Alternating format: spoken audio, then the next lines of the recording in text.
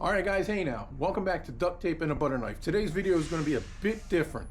Today is a story of why sometimes you just need to walk away. I had my day planned out to go reroute some electric and install an 85-inch television. There's a receptacle right below where they wanted this television to go on the wall. Usually that's no problem.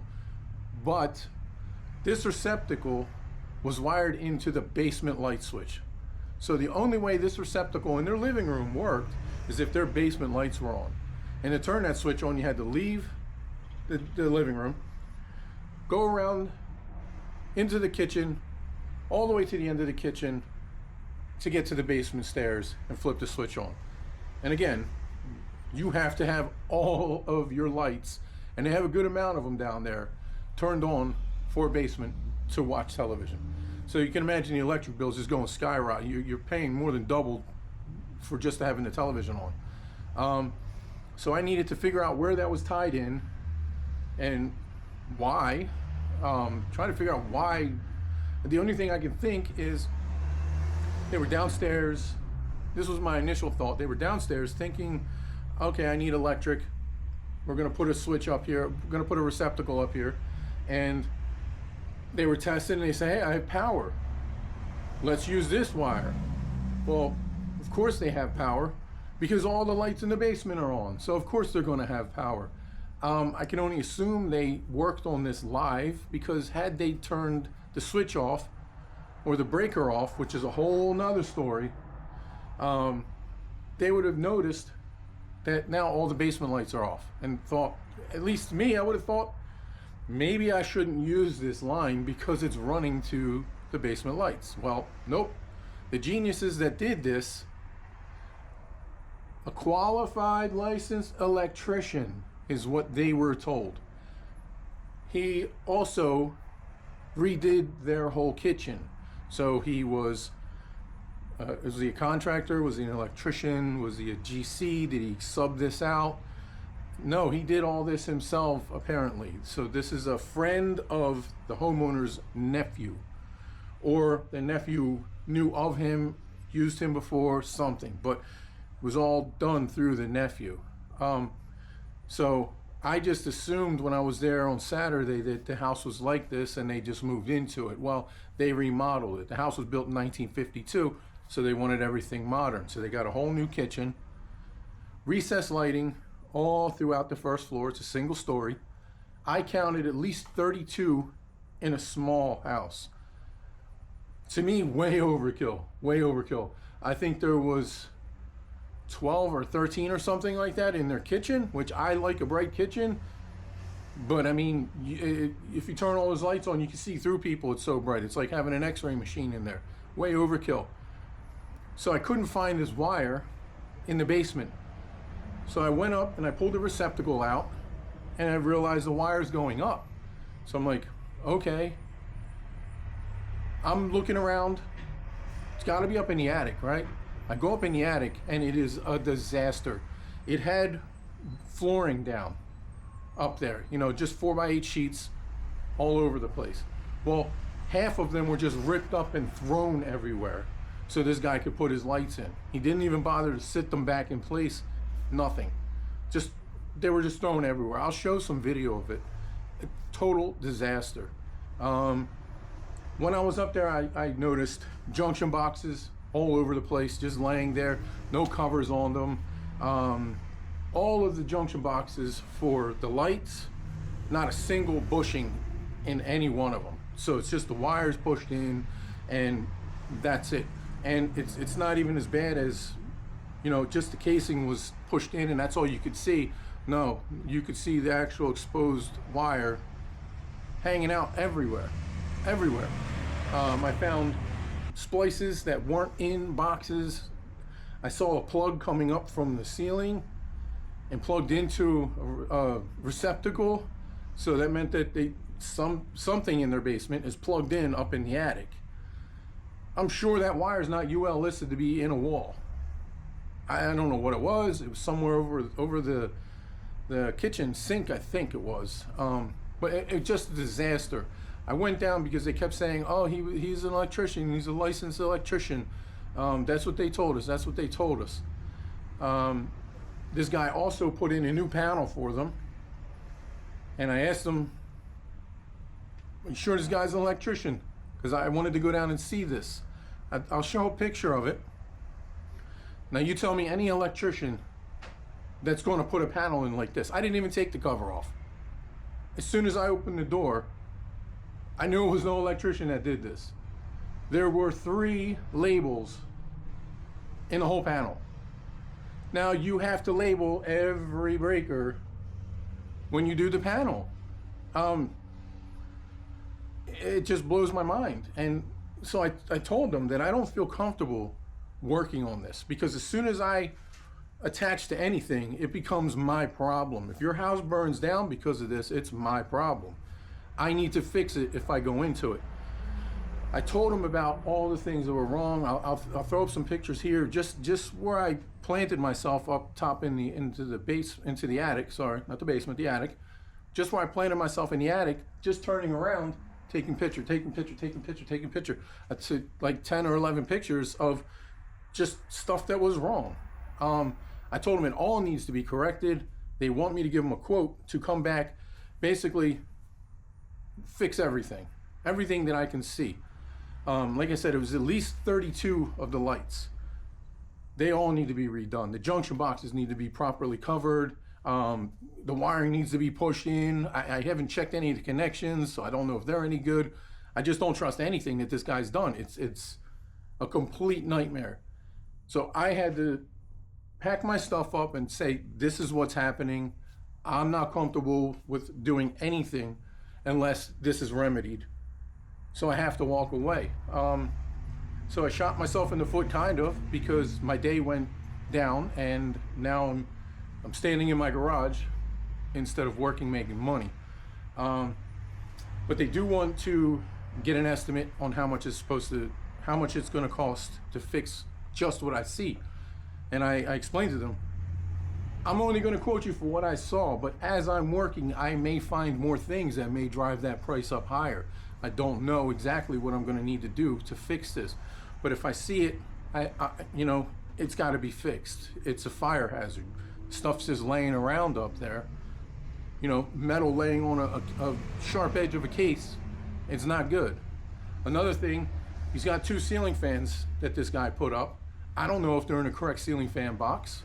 They're probably just in a freaking blue box that's made for a light. Another wire in his office, he wanted wired for a ceiling fan. So I walk into his office, and there's about 1.5 foot Romex just hanging down the middle, just in a hole big enough for the Romex to come down. I asked him, is this live? And he said, yeah, the middle switch right there. I'm like, so you could turn this switch on. And I was joking around, and I licked my finger, and they're like, no. They're like freaking out. Don't do that. So I got my Widowmaker out, and it's lighting up like a Christmas tree. So I'm like, are you kidding me? There's just a live wire hanging down. It's not in any kind of a box, let alone something that's going to support a ceiling fan. So now I need to investigate that, if that's right, because the ceiling fans are up in 2 other rooms. They turn those on, they could come crashing down on their heads if it's not in the right kind of a box. The whole thing is just a mess. Make sure you know who the hell you're hiring, because stuff like this is ridiculous. This reminds me of an episode of, I've gone into a lot of places that had a lot of things wrong, but they just got this done. They thought it was correct. I asked them, did he pull any permits for any of the work he did? And they said no. I said, not your panel, not your kitchen, nothing. Your plumbing, nothing. No. Right there should have been a red flag. They're kind of heartbroken. Obviously, they just spent tens of thousands of dollars to get their house done, and it's all wrong. I didn't check nothing with the kitchen. I wasn't there for that. I didn't check to see if plumbing was correct. I didn't check to see if anything was level. I didn't look at the tile work. I wasn't paying attention to any of that because I was just focused on what I needed to do. My guess is it's probably all shoddy work. It looks good. It's like, I call it the Mona Lisa. It looks good from far, but when you get closer, it's far from good, kind of a deal. That's probably what this is. So I needed to pack my stuff up and leave.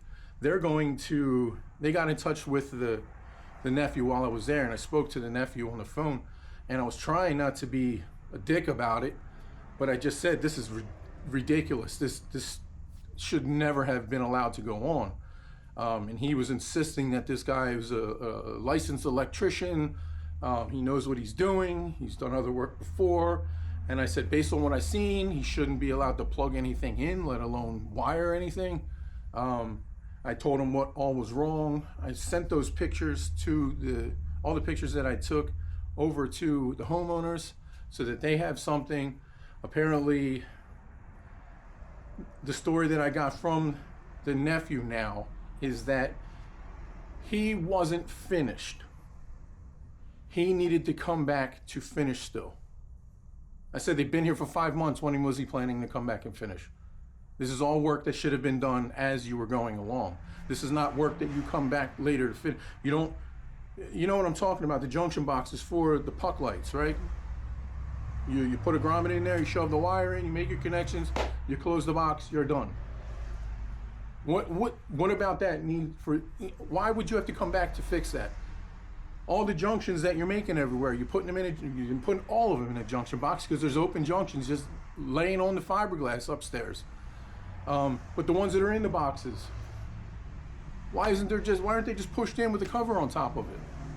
Simple things. These are not things that you need to come back. The guy's already got paid for his job 5 months ago. What are the chances that this guy's coming back to fix anything? So now these people are on the hook again. I'm going to try to do my best to give them a good price. They're older people. They just spent a ton of money on this house, buying it, then remodeling it. So I'm going to do my best to give them a good price, but God knows what I'm going to find. Anyway, the whole story behind this, sorry for ranting, but it's a bit infuriating. You're paying for someone to do a job. You trust that they're going to do a job, and you get shit. It's absolute shit. It needs to all be redone again. The only thing I don't need to do is cut the holes for the puck lights. They're already up.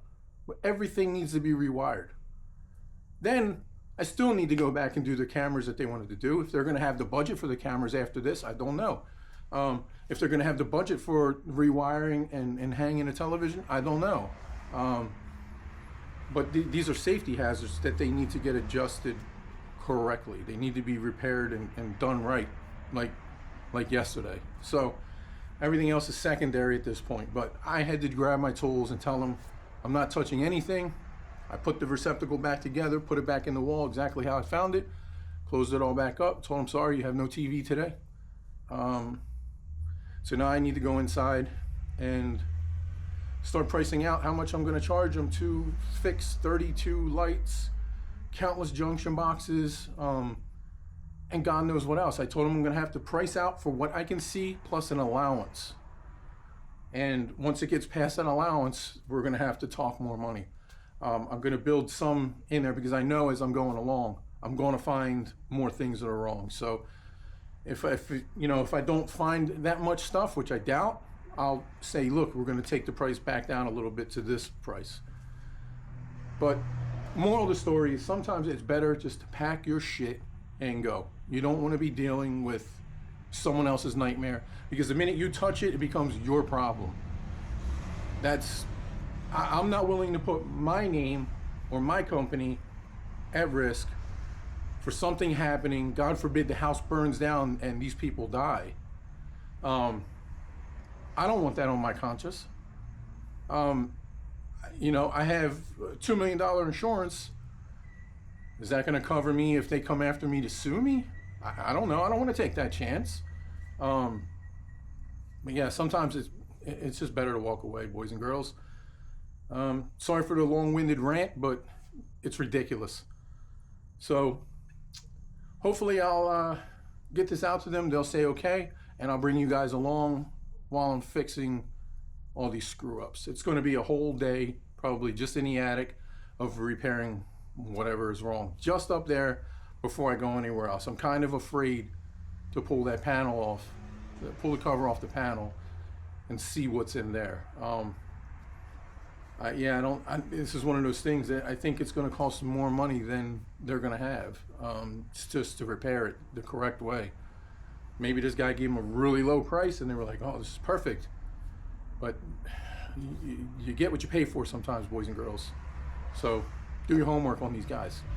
And thanks for watching, and I'll see you on the next one.